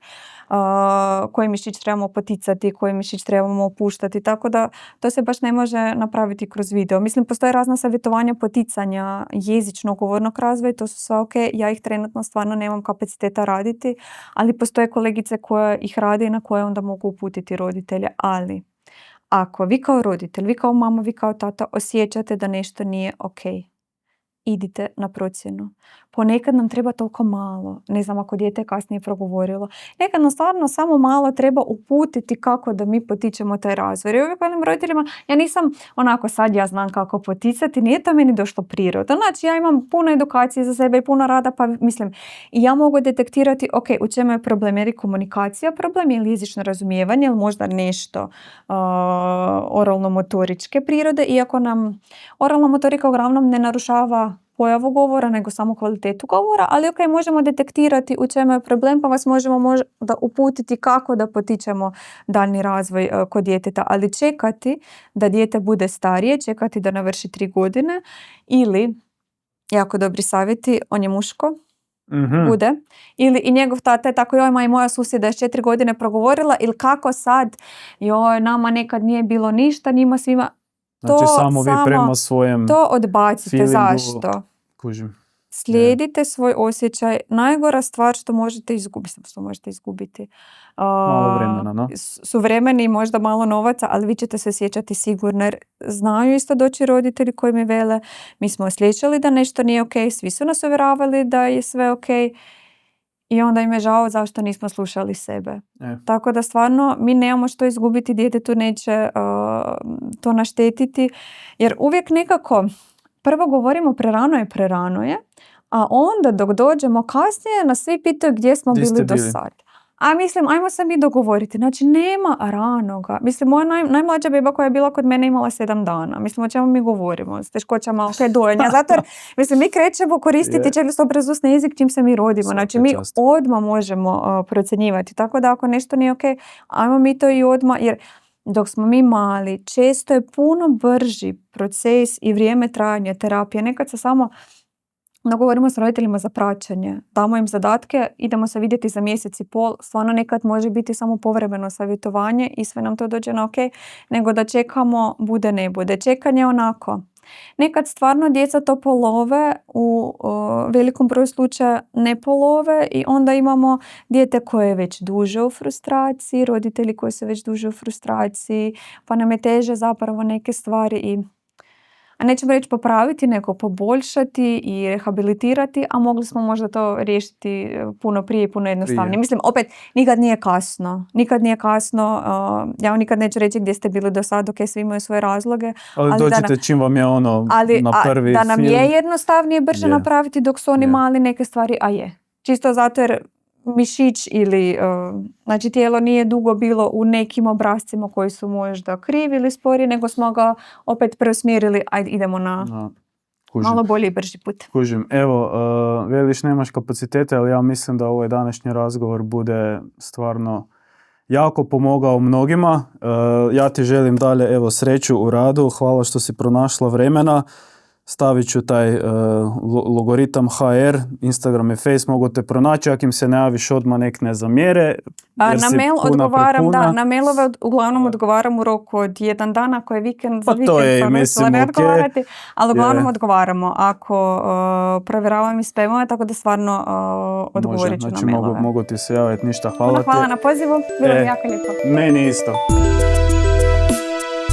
Hvala vam što ste pogledali do kraja. Ako želite doći u podcast ili poznajete nekoga tko bi želio, javite nam se na Faceu, na Instagramu, tu dolje u komentarima, kako god vama paše. Ako vam je ovaj naš projekt koristan i želite ga podržati, za sad samo podijelite video ili se subscribeajte.